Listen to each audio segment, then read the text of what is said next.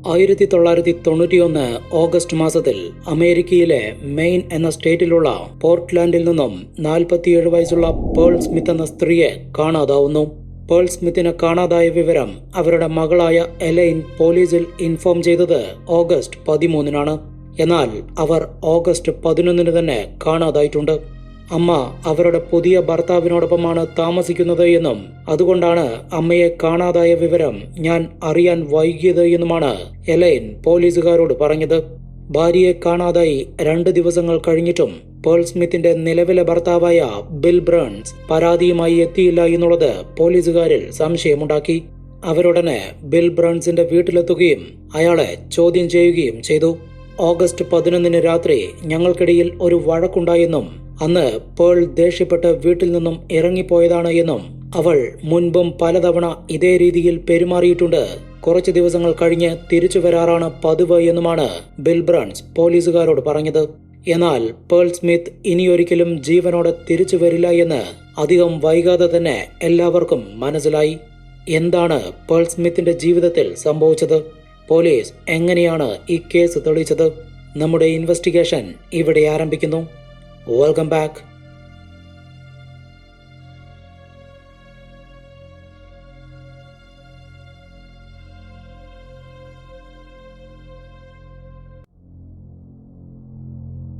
Main സ്റ്റേറ്റിലെ ഏറ്റവും വലിയ സിറ്റിയായ Portland ഒരു തുറമുഖ നഗരമാണ്. പ്രധാനപ്പെട്ട ഒരു ഫിഷിംഗ് സെന്റർ കൂടിയായ പോർട്ട്ലാൻഡ് നിരവധി പേർക്ക് തൊഴിലും നൽകുന്നു. അവിടെ ഫിഷ് പാക്കറായിട്ടായിരുന്നു പേൾ സ്മിത്ത് ജോലി ചെയ്തിരുന്നത്. എല്ലാ ദിവസവും രാജ്യത്തിന്റെ പല ഭാഗങ്ങളിലേക്കും കയറ്റി അയക്കുന്നതിനായി നിരവധി ബോക്സുകളിലായാണ് മീനുകൾ നിറയ്ക്കുന്നത്. കഠിനാധ്വാനമുള്ള ജോലിയായിരുന്നിട്ട് പോലും കുറഞ്ഞ ശമ്പളമായിരുന്നു പേൾ സ്മിത്തിനെ പോലുള്ള ജീവനക്കാർക്ക് ലഭിച്ചിരുന്നത്. ജോലി കഴിഞ്ഞതിനു ശേഷം ഒന്ന് റിലാക്സ് ചെയ്യുന്നതിനായി തൊട്ടടുത്തുള്ള ബാറിലേക്ക് പോകുന്നത് പേളിന്റെ ശീലമായിരുന്നു. അവിടെ വെച്ചാണ് അവർ ബിൽ ബ്രൺസിനെ പരിചയപ്പെടുന്നത്. പേളിനേക്കാൾ 13 വയസ്സ് കൂടുതലുള്ള ബിൽ ഒരു ട്രക്ക് ഡ്രൈവറായിരുന്നു. പോർട്ട്ലാൻഡിൽ നിന്നും കയറ്റുന്ന ഫിഷ് ബോക്സുകൾ രാജ്യത്തിന്റെ പല ഭാഗങ്ങളിലേക്കും എത്തിക്കുന്ന നിരവധി ട്രക്കുകളിൽ ഒന്നിന്റെ ഡ്രൈവറാണ് ബിൽ ബ്രൺസ്. ഇരുവരുടെയും ജീവിത സാഹചര്യങ്ങൾ ഏറെക്കുറെ ഒരുപോലെയായിരുന്നു. കുറഞ്ഞ വരുമാനം, കഷ്ടപ്പാടുകൾ അനുഭവിച്ചുള്ള ജീവിതം, പോരാത്തതിന് ദാമ്പത്യ ജീവിതത്തിലും തുടർ പരാജയങ്ങൾ നേരിട്ടവർ. ബിൽ ബ്രൺസ് 3 തവണ ഡിവോഴ്സായ വ്യക്തിയാണെങ്കിൽ പേൾ സ്മിത്ത് ഡിവോഴ്സായത് 5 തവണയാണ്.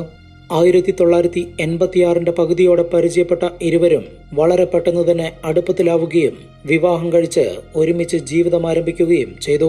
5 വർഷങ്ങൾ ഇണക്കവും പിണക്കവുമെല്ലാമായി അവരുടെ ജീവിതം മുന്നോട്ട് പോയി. അങ്ങനെയിരിക്കെയാണ് 1991 ഓഗസ്റ്റ് 13-ന് പേൾ സ്മിത്തിന്റെ ആദ്യ വിവാഹത്തിലുണ്ടായ മകൾ എലൈൻ പോലീസ് സ്റ്റേഷനിലേക്ക് വിളിച്ച് ഒരു മിസ്സിംഗ് കംപ്ലൈന്റ് കൊടുത്തത്. ഓഗസ്റ്റ് 12-ന് നടന്ന ഒരു ഫാമിലി ഫംഗ്ഷനിൽ പേൾ സ്മിത്ത് പങ്കെടുക്കാതിരുന്നതോടെ എലൈന് സംശയം തോന്നുകയും അവൾ സ്റ്റെപ്പ് ഫാദർ ബിൽ ബ്രൺസിനെ വിളിച്ചന്വേഷിക്കുകയും ചെയ്തതോടെയാണ് പേൾ സ്മിത്ത് 2 ദിവസങ്ങൾക്ക് മുൻപ് വീട്ടിൽ നിന്നും ഇറങ്ങിപ്പോയതാണെന്നും ഇതുവരെ തിരിച്ചെത്തിയിട്ടില്ല എന്നും എലൈന് മനസ്സിലായത്. അതവൾ പോലീസുകാരോടും പറഞ്ഞു. സൗത്ത് പോർട്ട്ലാൻഡ് ഡിറ്റക്റ്റീവായ ലിൻഡ ബാർക്കറിനായിരുന്നു കേസിന്റെ അന്വേഷണ ചുമതല. അന്വേഷണത്തിന്റെ ഭാഗമായി ബിൽ ബ്രൺസിന്റെ വീട്ടിലെത്തിയ ലിൻഡ പേൾ സ്മിത്തിന്റെ റൂം പരിശോധിച്ചു. അവരുടെ വസ്ത്രങ്ങളും ആഭരണങ്ങളും മറ്റ് സ്വകാര്യ വസ്തുക്കളുമെല്ലാം ആ റൂമിൽ തന്നെയുണ്ട്. പ്രധാനമായും പേൾ ഏറ്റവും കൂടുതൽ ഇഷ്ടപ്പെട്ടിരുന്ന അവരുടെ കാറും ഗാരേജിൽ കിടക്കുന്നുണ്ട്. ഇതോടെ ബിൽ ബ്രൺ സംശയത്തിന്റെ നിഴലിലായി. കാരണം ഓഗസ്റ്റ് 11-ന് താനും പേളും തമ്മിൽ വഴക്കുണ്ടാവുകയും അതിനെ തുടർന്ന് അവർ വീട്ടിൽ നിന്നും ദേഷ്യപ്പെട്ട് ഇറങ്ങിപ്പോയി എന്നുമാണ് അയാൾ തുടക്കത്തിൽ പോലീസുകാരോട് പറഞ്ഞത്. എന്നാൽ വീട്ടിൽ നിന്നും ഒരു സാധനവും എടുക്കാതെ സ്വന്തം കാറ് പോലും വീട്ടിൽ തന്നെ വെച്ചിട്ട് അവർ പുറത്തു പോവാൻ ഒരു സാധ്യതയുമില്ല എന്ന് പോലീസ് ചിന്തിച്ചതോടെയാണ് ബിൽ ബ്രൺസ് സംശയത്തിന്റെ നിഴലിലായത്. പക്ഷേ പേൾ മുൻപും പലതവണ വീട്ടിൽ നിന്നും ഇറങ്ങിപ്പോയിട്ടുണ്ട് എന്നും 5-6 ദിവസം കഴിഞ്ഞ് തിരിച്ചു വരാറാണ് പതിവ് എന്നും അന്നും 1-2 തവണ കാർ എടുക്കാതെയാണ് പേൾ പോയത് എന്നും ബിൽ ബ്രൺസ് പറഞ്ഞു. പേൾ സ്മിത്തിന്റെ മകളും മറ്റു കുടുംബാംഗങ്ങളും ബിൽ പറഞ്ഞത് ശരിവെച്ചതോടെ പോലീസുകാർ ആശയക്കുഴപ്പത്തിലായി. സിറ്റിയിലെ എയർലൈൻസ്, ടാക്സി, ബസ് സർവീസ് എന്നിങ്ങനെ എല്ലാ സ്ഥലങ്ങളിലും അന്വേഷണം നടത്തിയ പോലീസ് പേൾ സ്മിത്ത് പോർട്ട്ലാൻഡ് വിട്ട് പുറത്തു പോയിട്ടില്ല എന്നുള്ള നിഗമനത്തിലേക്കെത്തി. ഇതിനിടയിൽ ബിൽ ബ്രൺസ് പേളിനെതിരെ മറ്റൊരാരോപണവുമായി രംഗത്ത് വന്നു. അവർ നിരവധി പുരുഷന്മാരുടെ കൂടെ ജീവിച്ച സ്ത്രീയാണെന്നും തീർച്ചയായും അവർ മറ്റൊരു പുരുഷനോടൊപ്പം പോയതായിരിക്കുമെന്നുമായിരുന്നു ബില്ലിന്റെ ആരോപണം. അന്നത്തെ സിറ്റി പോലീസ് ചീഫായിരുന്ന ഷുവാർട്സ് എന്ന വ്യക്തി ബില്ലിന്റെ ആരോപണത്തെ പിന്തുണച്ചുകൊണ്ട് പരസ്യ പ്രസ്താവന ഇറക്കിയത് വൻ വിവാദങ്ങളുണ്ടാക്കി. പേൾ സ്മിത്ത് കടുത്ത മദ്യപാനിയും നിരവധി വിവാഹങ്ങൾ കഴിച്ച സ്ത്രീയുമാണ് എന്നും അവർ മറ്റാരുടെയെങ്കിലും കൂടെ ഒളിച്ചോടി പോയിരിക്കാനാണ് സാധ്യത എന്നുമാണ് ഷുവാർട്സ് ഒരു ന്യൂസ് റിപ്പോർട്ടറിനോട് പറഞ്ഞത്. പിന്നീട് ഷുവാർട്സും ബിൽ ബ്രൺസും പരിചയക്കാരാണെന്ന് കണ്ടെത്തിയതും കാര്യമറിയാതെ മുൻവിധി മാത്രം വെച്ചുകൊണ്ട് ഒരു പോലീസ് ചീഫ് പരസ്യ പ്രസ്താവന നടത്തിയതുമാണ് വിവാദങ്ങളുണ്ടാക്കിയത്. ആഴ്ചകൾ കടന്നുപോയിക്കൊണ്ടിരുന്നു. എന്നിട്ടും പേളിനെ കുറിച്ചുള്ള ഒരു വിവരവുമില്ലാതായതോടെ അവർ മിസ്സിംഗ് ആയത് തന്നെയാണെന്ന് ഉറപ്പായി. മിസ്സിംഗിന് പിന്നിൽ ബിൽ ബ്രൺസ് ആണെന്ന് തുടക്കം മുതൽ തന്നെ പോലീസിന് സംശയമുണ്ടായിരുന്നുവെങ്കിലും അയാൾക്കെതിരായുള്ള എവിഡൻസുകളൊന്നും തുടക്കത്തിൽ ലഭിച്ചിരുന്നില്ല. എന്നാൽ പേളിന്റെ സൂട്ട് കേസിൽ ചോര തെറിച്ചിട്ടുള്ളതിന്റെ ലക്ഷണങ്ങൾ കണ്ടെത്തിയത് കേസിൽ നിർണായകമായി. കനം കൂടിയ ഒരായുധം കൊണ്ട് ഒരാളുടെ തലയ്ക്കടിക്കുമ്പോൾ ഏത് രീതിയിലാണോ ചോര തെറിക്കുന്നത്, അത്തരത്തിലുള്ള ഹൈ വെലോസിറ്റി ഇമ്പാക്ട് ബ്ലഡ് സ്പാറ്ററാണ് പേളിന്റെ സൂട്ട് കേസിൽ കാണപ്പെട്ടത്. ഇതിൽ നിന്നും ആ വീടിനകത്ത് വെച്ച് വാക്കുതർക്കം മാത്രമല്ല മർദ്ദനവും നടന്നിട്ടുണ്ട് എന്നുള്ള കാര്യം ഉറപ്പായി. കാണാതാവുന്നതിന്റെ തലേ ദിവസം, അതായത് ഓഗസ്റ്റ് 10 രാത്രി, പേൾ സ്മിത്ത് അവർ സ്ഥിരമായി പോവാറുള്ള ബാറിൽ വളരെ നേരം സമയം ചിലവഴിച്ചിരുന്നു. അവിടെ വെച്ച് ചില സുഹൃത്തുക്കളോട് താനും ബില്ലും തമ്മിൽ അടുത്തിടെയായി സ്ഥിരമായി വഴക്കിടാറുണ്ട് എന്നും സാമ്പത്തിക പ്രയാസങ്ങളാണ് തർക്കത്തിന്റെ കാരണമെന്നും അതിനാൽ താൻ മാനസികമായി തളർന്നിരിക്കുകയാണെന്നും പേൾ വെളിപ്പെടുത്തിയിരുന്നു. പേൾ സ്മിത്ത് മിസ്സിംഗ് ആയി 6 ആഴ്ചകൾക്ക് ശേഷം പോലീസുകാർക്ക് മറ്റൊരു ഇൻഫർമേഷൻ കൂടി ലഭിച്ചു. പോർട്ട്ലാൻഡിൽ നിന്നും 300 കിലോമീറ്റർ മാറിയുള്ള ഒരു ഹിൽ ഏരിയയിൽ ഹൈക്കിങ്ങിന് പോയൊരു വ്യക്തിക്ക് വനത്തിനകത്ത് ഉപേക്ഷിച്ച നിലയിൽ ഒരു ഹാൻഡ് ബാഗ് ലഭിച്ചു. സ്ത്രീകൾ ഉപയോഗിക്കുന്ന ആ ഹാൻഡ് ബാഗിനകത്ത് പേൾ സ്മിത്തിന്റെ ഡ്രൈവേഴ്സ് ലൈസൻസ് കണ്ടതോടെ അദ്ദേഹം പോലീസിൽ വിവരമറിയിക്കുകയായിരുന്നു. ആ വനപ്രദേശം മുഴുവൻ പേൾ സ്മിത്തിന് വേണ്ടിയുള്ള തിരച്ചിൽ നടന്നെങ്കിലും ഒന്നും കണ്ടെത്താനായില്ല. ഇതോടെ പേൾ സ്മിത്ത് കൊല ചെയ്യപ്പെട്ടിരിക്കാനുള്ള സാധ്യതകൾ കൂടുതലാണ് എന്നുള്ള രീതിയിൽ പോലീസുകാർ ചിന്തിച്ചു തുടങ്ങി. അതിന് മറ്റൊരു കാരണം കൂടിയുണ്ടായിരുന്നു. 2 വർഷങ്ങൾക്ക് മുൻപ് കൊല ചെയ്യപ്പെട്ട ഒരു സ്ത്രീയുടെ പോക്കറ്റ് ഡയറി കണ്ടെത്തിയ അതേ സ്ഥലത്തു നിന്നുമാണ് പേൾ സ്മിത്തിന്റെ ഹാൻഡ് ബാഗും കണ്ടെത്തിയിരിക്കുന്നത്. ആ സ്ത്രീയുടെ കില്ലർ ആരാണെന്ന് ഇനിയും കണ്ടെത്താനായിട്ടുമില്ല. അതുകൊണ്ടാണ് പേൾ സ്മിത്തും കൊല ചെയ്യപ്പെട്ടിട്ടുണ്ടാവുമെന്ന് പോലീസ് ചിന്തിച്ചത്. ആഴ്ചകൾക്ക് ശേഷം ബിൽ ബ്രൺസിനോട് കുറച്ചു കാര്യങ്ങൾ കൂടി ചോദിച്ചറിയുന്നതിനായി ഡിറ്റക്റ്റീവ് ലിൻഡ ബാർക്കർ വീണ്ടും അയാളുടെ വീട്ടിലെത്തി. ആ വീടിനകത്തേക്ക് കയറിയപ്പോൾ തന്നെ എന്തൊക്കെയോ മാറ്റങ്ങൾ ലിൻഡയുടെ ശ്രദ്ധയിൽപ്പെട്ടു. അതിൽ പ്രധാനപ്പെട്ടത് ലിവിംഗ് റൂമിൽ വിരിച്ചിരുന്ന കാർപ്പറ്റിന്റെ നിറത്തിൽ വന്ന മാറ്റമായിരുന്നു. ഈ കാർപ്പറ്റ് പുതിയത് വാങ്ങിയതാണോ എന്ന് ലിൻഡ ചോദിച്ച സമയത്ത് ഇല്ല, പഴയ കാർപ്പറ്റ് തന്നെയാണ് എന്നാണ് ബിൽ മറുപടി പറഞ്ഞത്. കാർപ്പറ്റ് ക്ലീൻ ചെയ്തോ എന്ന ചോദ്യത്തിനും ഇല്ല എന്ന് തന്നെയായിരുന്നു മറുപടി. എന്നാൽ അയൽവാസികളിൽ ഒരാൾ കുറച്ചു ദിവസം മുൻപ് ബിൽ ബ്രൺസ് ഒരു കാർപ്പറ്റ് സ്റ്റീം ക്ലീനറുമായി വീടിനകത്തേക്ക് പോകുന്നത് കണ്ടു എന്ന് മൊഴി നൽകി. ഇതോടെ അയാൾ കാർപ്പറ്റ് ക്ലീൻ ചെയ്തിട്ടുണ്ട് എന്ന് ലിൻഡ ബാർക്കറിന് മനസ്സിലായി. ബിൽ ബ്രൺസ് പോലീസുകാരോട് നുണ പറയുന്നുണ്ട് എന്ന് തിരിച്ചറിഞ്ഞതോടെ ഫാമിലി മെമ്പേഴ്സും അയാളെ സംശയിക്കാൻ തുടങ്ങി. ബിൽ ബ്രൺസിനെതിരെ അന്വേഷണം ഊർജിതമാക്കണമെന്നും തന്റെ അമ്മയുടെ ഡിസപ്പിയറൻസിന് പിന്നിൽ അയാൾ തന്നെയാണ് എന്നും പറഞ്ഞുകൊണ്ട് പേൾ സ്മിത്തിന്റെ മകൾ എലൈൻ രംഗത്ത് വന്നു. പേൾ സ്മിത്തിനെ കാണാതായതിനു ശേഷം ഒരു ദിവസം എലൈൻ ബില്ലിന്റെ വീട്ടിലെത്തുകയും അയാളോട് കുറച്ചു നേരം സംസാരിക്കുകയും ചെയ്തിരുന്നു. അമ്മയെ അവസാനമായി കണ്ട വ്യക്തി നിങ്ങളാണ്, നിങ്ങൾക്ക് മാത്രമേ ഈ കേസിൽ കൂടുതലായി എന്തെങ്കിലും പറയാൻ കഴിയൂ എന്ന് എലൈൻ പറഞ്ഞ സമയത്ത് ബിൽ ഇരുന്ന സ്ഥലത്തു നിന്നും എഴുന്നേൽക്കുകയും എലൈനെ കുറച്ചു നേരം തുറച്ചു നോക്കിയതിനു ശേഷം ഒരു വാക്ക് പോലും മിണ്ടാതെ ആ വീട്ടിൽ നിന്നും ഇറങ്ങിപ്പോവുകയും ചെയ്തു. ഇതോടെയാണ് എലൈന് ബില്ലിന് മേലുള്ള സംശയം വർദ്ധിച്ചത്. അതിനോടകം ബിൽ ബ്രൺസിന്റെ വീട്ടിൽ കഡാവർ ഡോഗ്സിനെ എത്തിച്ച് തിരച്ചിൽ നടത്താൻ പോലീസ് തീരുമാനിച്ചു കഴിഞ്ഞിരുന്നു. സ്യൂഡോ കോർപ്സ് എന്നൊരു കെമിക്കൽ ഉപയോഗിച്ച് പ്രത്യേകം ട്രെയിനിങ് കിട്ടിയിട്ടുള്ള ഡോഗ്സ് ആണ് കഡാവർ ഡോഗ്സ്. സ്യൂഡോ കോർപ്സിന് അഴുകിയ മനുഷ്യ ശരീരത്തിന്റെ മണമാണ്.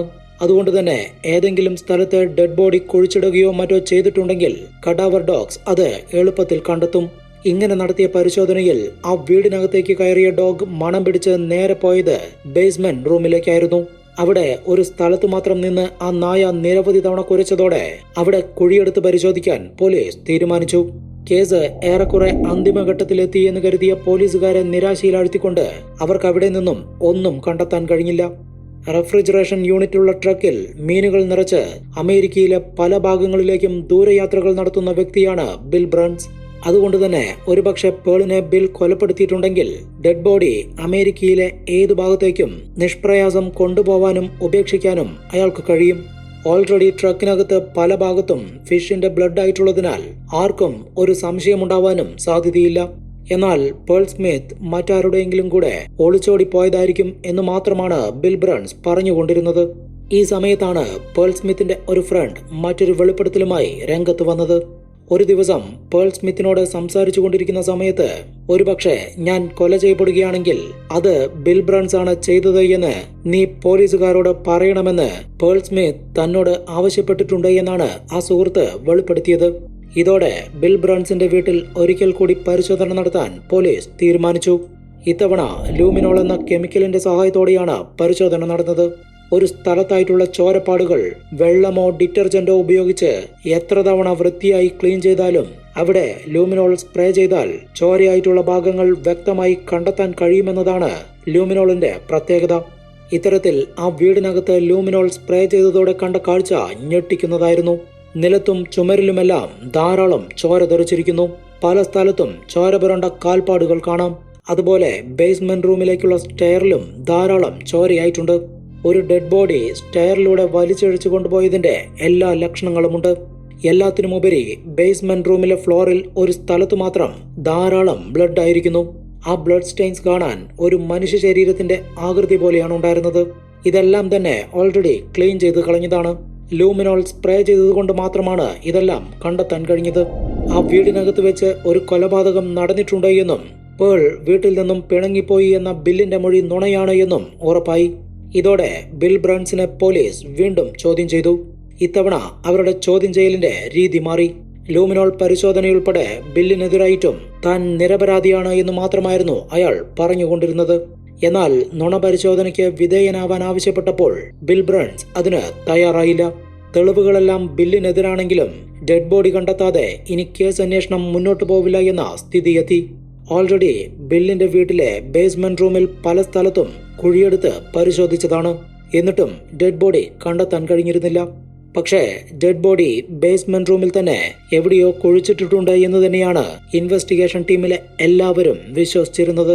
അതിനാൽ ഗ്രൗണ്ട് പെനട്രേറ്റിംഗ് റഡാർ എന്ന അന്നുകാലത്തെ ഏറ്റവും ലേറ്റസ്റ്റ് ആയ ഒരു ടൂൾ കൊണ്ടുവന്ന് പരിശോധന നടത്താൻ അവർ തീരുമാനിച്ചു. മണ്ണിനടിയിൽ കിടക്കുന്ന മെറ്റൽ ഒബ്ജക്ട്സിനെ കണ്ടെത്താനായാണ് ഈ ടൂൾ പ്രധാനമായും ഉപയോഗിക്കുന്നത്. ഗ്രൗണ്ട് പെനട്രേറ്റിംഗ് റഡാറിൽ നിന്നും മണ്ണിനടിയിലേക്ക് പോകുന്ന high frequency radio waves metal ഒബ്ജക്ട്സിൽ തട്ടുകയാണെങ്കിൽ അത് റിഫ്ലക്ട് ചെയ്യും. പിന്നീട് ആ സ്ഥലത്ത് കുഴിയെടുത്താണ് സാധനങ്ങൾ പുറത്തെടുക്കുന്നത്. എന്നാൽ ഇതേ രീതിയിൽ ഒരു ഡെഡ് ബോഡി കണ്ടെത്തുക എന്നുള്ളത് അത്ര എളുപ്പമല്ല. കാരണം മനുഷ്യ ശരീരത്തിൽ തട്ടി റേഡിയോ വേവ്സ് റിഫ്ലക്ട് ചെയ്യാനുള്ള സാധ്യത കുറവാണ്. എന്നിരുന്നാലും എന്തെങ്കിലും ഒരു വ്യത്യാസം കണ്ടെത്താൻ കഴിയുമെന്നുള്ള പ്രതീക്ഷയിലാണ് പോലീസ് റഡാർ പരിശോധനയ്ക്ക് തുടക്കം കുറിച്ചത്. ഇങ്ങനെ നടത്തിയ പരിശോധനയിൽ ബേസ്മെന്റ് സർഫസിന്റെ 3 അടി ആഴത്തിൽ നിന്നും റഡാറിലേക്ക് കൺസിസ്റ്റന്റായി സിഗ്നലുകൾ ലഭിച്ചുകൊണ്ടേയിരുന്നു. ആദ്യഘട്ട പരിശോധനയിൽ തുരുമ്പ് നിറത്തിലുള്ള ഓക്സിഡൈസ്ഡ് സാൻഡിൽ നിന്നുമാണ് സിഗ്നൽസ് ലഭിക്കുന്നത് എന്ന് വ്യക്തമായി. എന്നാൽ ഒരു പ്രത്യേക സ്ഥലത്തു നിന്ന് മാത്രം ഒരു സിഗ്നലുകളും ലഭിച്ചില്ല. അവിടെ കുഴിയെടുത്ത് പരിശോധിച്ചതോടെ എല്ലാവരും ഒരു നിമിഷം ഞെട്ടി. വലിയൊരു ഗാർബേജ് ബാഗ് കൊണ്ട് പൊതിഞ്ഞ അഴുകിയ അവസ്ഥയിലായ ഡെഡ് ബോഡിയാണ് അവിടെ നിന്നും ലഭിച്ചത്. തിരിച്ചറിയാൻ പോലും കഴിയാത്ത അവസ്ഥയിലായ ആ ഡെഡ് ബോഡിയുടെ കയ്യിൽ പേൾ എന്നെഴുതിയ ഒരു റിസ്റ്റ് വാച്ച് ഉണ്ടായിരുന്നു. അതുപോലെ ധരിച്ചിരുന്ന വസ്ത്രങ്ങളും ഷൂസുമെല്ലാം പേൾ കാണാതാവുമ്പോൾ ധരിച്ചിരുന്നവയാണ്. പോലീസ് ആ വീട്ടിൽ നിന്നും ഡെഡ് ബോഡി പുറത്തെടുക്കുമ്പോൾ ബിൽ ബ്രൺസ് ഒരു ടെൻഷനുമില്ലാതെ കിച്ചണിലിരുന്ന് ഭക്ഷണം കഴിക്കുകയായിരുന്നു. അന്ന് തന്നെ ഭാര്യയെ കൊലപ്പെടുത്തിയ കേസിൽ ബിൽ ബ്രൺസ് അറസ്റ്റ് ചെയ്യപ്പെട്ടു.